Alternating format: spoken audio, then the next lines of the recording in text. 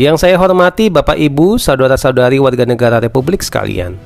Tidak terasa hari ini tanggal 20 Oktober tahun 2025, yang dimana genap 1 tahun sudah, pemerintahan Presiden Prabowo Subianto dan Wakil Presiden Gibran Rakabuming Raka, sesuai yang telah diperkirakan, bila mana mengacu pada analisis historis tahun 2014 hingga 2015, dan tahun 2004 hingga 2005 silam. Tahun pertama dari pemerintahan baru pastinya sangat dinamis dan fluktuatif. Pimpinan negara beserta para pembantu beliau sama-sama beradaptasi dengan kepemimpinan dan budaya kerja serta arah visi bernegara yang baru, yang alhamdulillah dapat dikategorikan berlangsung dengan baik.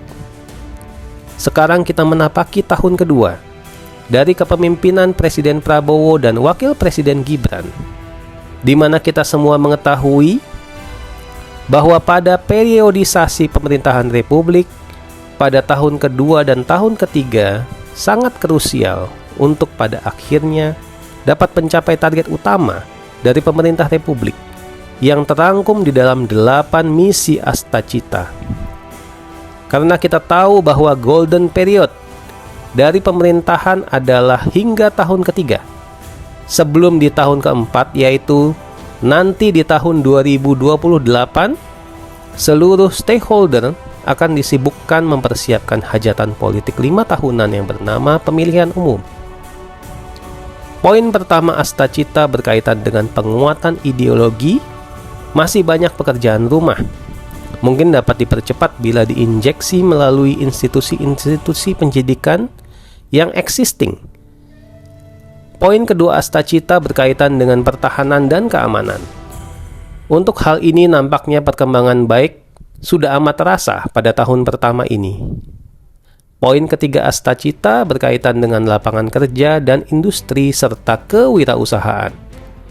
Hal ini membutuhkan percepatan melalui peningkatan kualitas dan kesesuaian human capital yang dimiliki dengan kebutuhan industri melalui pendidikan vokasi yang dapat langsung diterapkan. Hal ini juga terkait dengan poin keempat Astacita berkaitan dengan pengembangan sumber daya manusia, sehingga dapat tercapainya poin kelima Astacita berkaitan dengan hilirisasi dan industrialisasi yang merata dari desa yang merupakan poin keenam Astacita. Namun semua hal di atas hanya dapat tercapai bila poin ketujuh Astacita berkaitan dengan reformasi hukum dan birokrasi serta pemberantasan korupsi dilaksanakan dengan tegas. Hingga akhirnya insya Allah terciptanya poin ke-8 Astacita berkaitan dengan budaya, akhlak, dan toleransi beragama. Sampai jumpa di konten edukasi berikutnya. Terima kasih, hatur nuhun, matur nuwun.